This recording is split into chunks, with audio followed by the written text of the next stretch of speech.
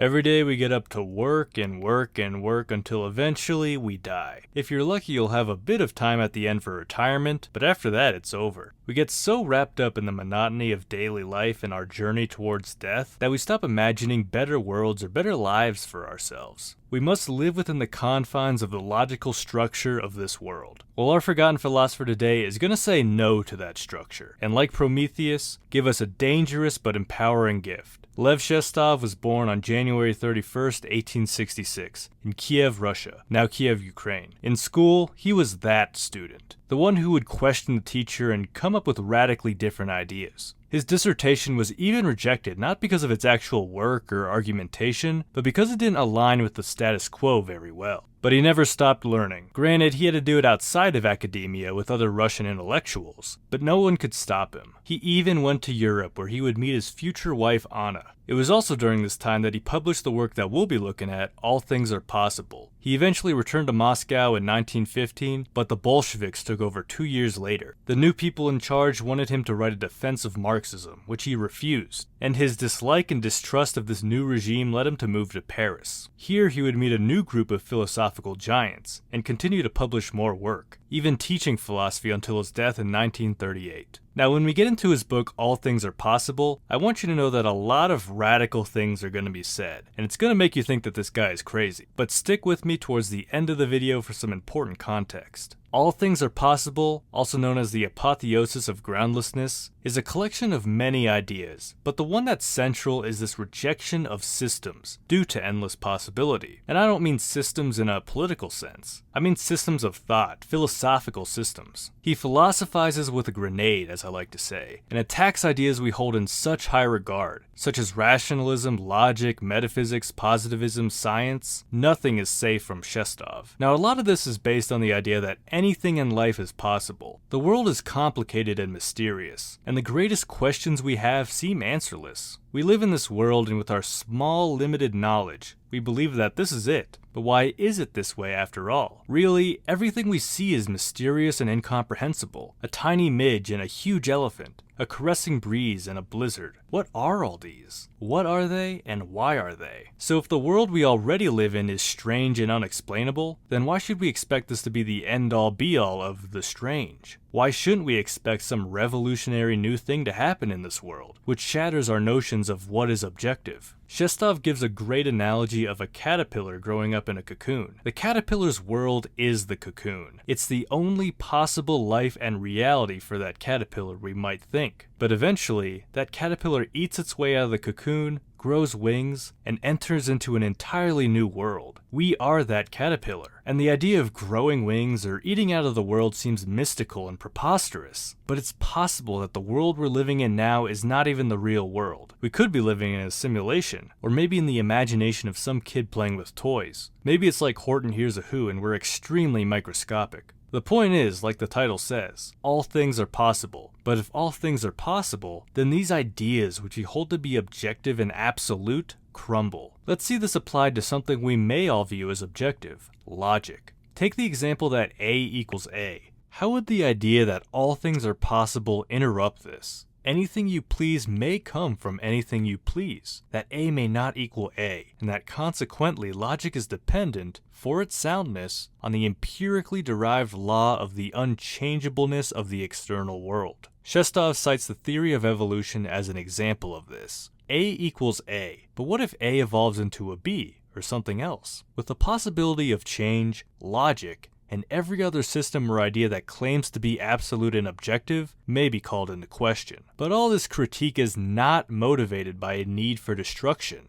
No, it's because Shestov wants to give us the freedom to be creative. Things like rationality and logic set up these boundaries for us to work in. But what if we were to do away with these boundaries? Then we're really free to create whatever worldview we want. You see, this is where Shestov differs from many skeptics or critical theorists or postmodernists even. He isn't so obsessed with deconstruction that he ignores the more important thing: creation.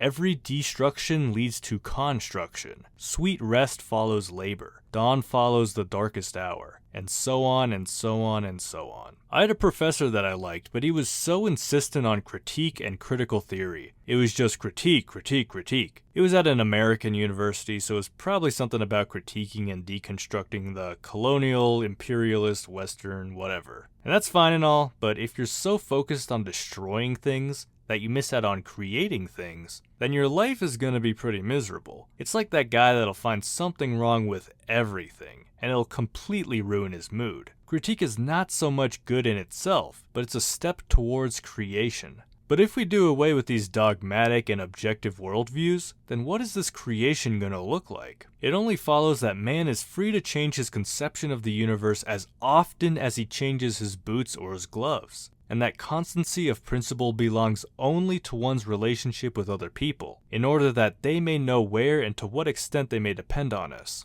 So Shestov is saying, look, we still gotta live in this world and work with others, so there are limitations to your worldview's effects on the external world. But internally, you can be chaotic, imagining different worldviews and possibilities, changing them out if you don't like them, and really having fun flexing your creativity. It's this context that I think is so crucial to understanding Shestov. The critique of things like logic, science, and rationalism may be extremely bizarre to some of you, but it's backed up by his belief in possibility, and it's in service of our freedom to be creative and imaginative. And you know what? I know I'm letting my bias show here, but this is very similar to the pragmatism of William James. Don't just accept the objectivity or complete certainty of a worldview or philosophy. Instead, try it out. Maybe come up with your own. Now, it's not exactly the same as James, as he has his own theory of truth, but there are parallels. Let me add that this is a pretty good way of viewing your philosophical journey as well. Don't latch on to that one philosopher and believe that they are 100% correct and objectively right. Instead, play around with their ideas. Try them in your life.